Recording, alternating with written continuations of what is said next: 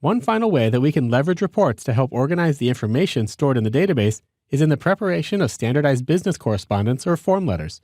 By creating these types of documents right inside of the database, we can fill in customized information directly without having to export anything to an external program. This keeps your users firmly inside of your well-designed database application without the need to switch out to accomplish common tasks. Let me show you what I mean by creating a common human resources document, the Employee Verification Letter. We're going to start once again by going to the Create tab and Report Design. I'm going to go ahead and get rid of these headers. I'll right-click and toggle off the page header footer.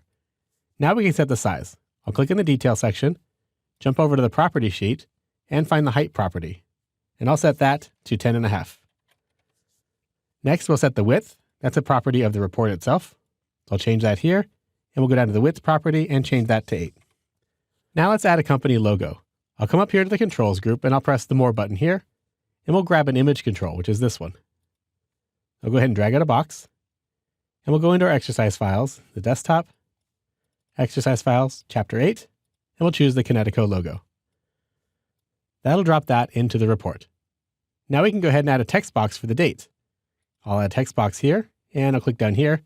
That'll add an unbound text box. I'll go ahead and delete the label, make it a little bit wider, and then we can put in the formula for the date. I'll go over here to the Data tab, and for the control source, I'll type in equals date, and an open parenthesis and a closing parenthesis. That'll input today's date. Next, I want to enter in the content of the letter. I'm going to scroll down just a little bit here. In our exercise files, I have a text file, so let me go ahead and open that up. This is the content of the letter that I want to include inside of the report. You can see it's a standard form letter, and it has placeholders for various pieces of information.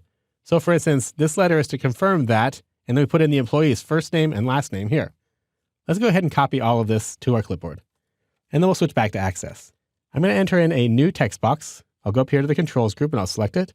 And I'm going to drag out a really big text box. Again, that's an unbound text box, and I can delete this label. Let's go ahead and select it. I'm going to come over here to the control source and then click the Build button. That'll bring up the expression builder, and I'm going to type in this strange little formula here. I'm going to type in an equal sign and then a quotation mark, and then I'm going to paste all of that text from my text file in here. So Control V to paste it all in. Finally, I'm going to add a quotation mark at the very end. So you can scroll up and you can see the entire letter here. Now we just need to substitute in these placeholder pieces with the actual data from our database. Let's go ahead and change this text a little bit. Anywhere before one of these tags, I'm going to go into this text right here. I'm going to leave that space character, and I'm going to type in a closing quotation mark and an ampersand there. And then I'm going to come over here to the end of this tag that says first, and I'm going to type in an ampersand, a double quote, a space, a double quote, and another ampersand to join it to a space character.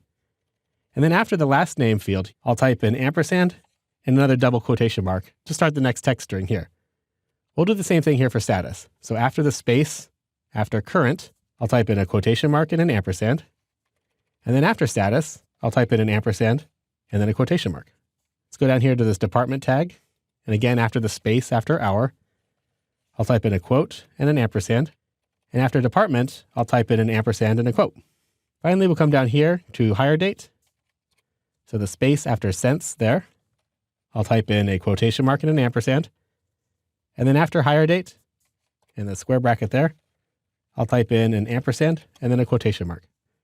So essentially what we've done is we're going to join these as text strings together.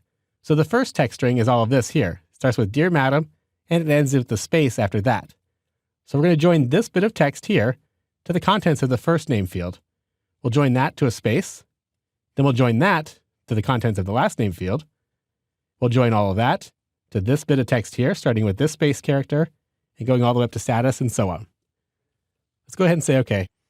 And next, we just need to make sure that this report is joined to a data source. So I'll go ahead and click here in the background section and change this from detail to report.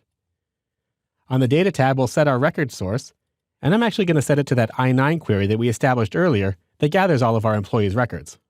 We'll go ahead and select it. We'll go ahead and save our report here, and I'll call it Employment Verification. And we'll say OK. Close it out. And then we'll go ahead and test it out. So I'm going to go ahead and find my I-9 form here, which is where we select the employee. I'll right-click on it, go to Design View. Now I want to add a button in here to open up the Employment Verification letter. I'll go up here to the controls and grab a button and drop it down. we're going to go to Report Operations, and I'm going to say Preview Report to open it up in Print Preview mode. Go ahead and say Next. It's the Employment Verification report here. Next. The text is going to be View Employment Verification. And we'll go ahead and say Next and Finish. Let's go ahead and save our changes and test it out. We'll select an employee, and I'll press this button down here. And sure enough, we get our form letter already filled out. I can zoom in here, and we can correctly see that it fills in the letter. It says, Dear Madam or Sir, this letter is to confirm that James Abbott is a current full-time employee of the Kinetico Incorporated in our Quality Assurance Department and has been employed since 6/4/2001. The last thing we should probably do is to remove these boxes. So I'm going to go ahead and close the print preview here. We'll go back down to our report. I'll open up the employment verification in Design View. We'll select these two boxes and we'll get rid of those boxes around the outside edge. One more time, we'll save our changes and close it down. Now I can choose a different employee here and see that letter. So now the basic letter is complete. We can use the techniques that we've seen throughout this course to polish it up and integrate it into our menu structure, print it, or even package it as a PDF for emailing.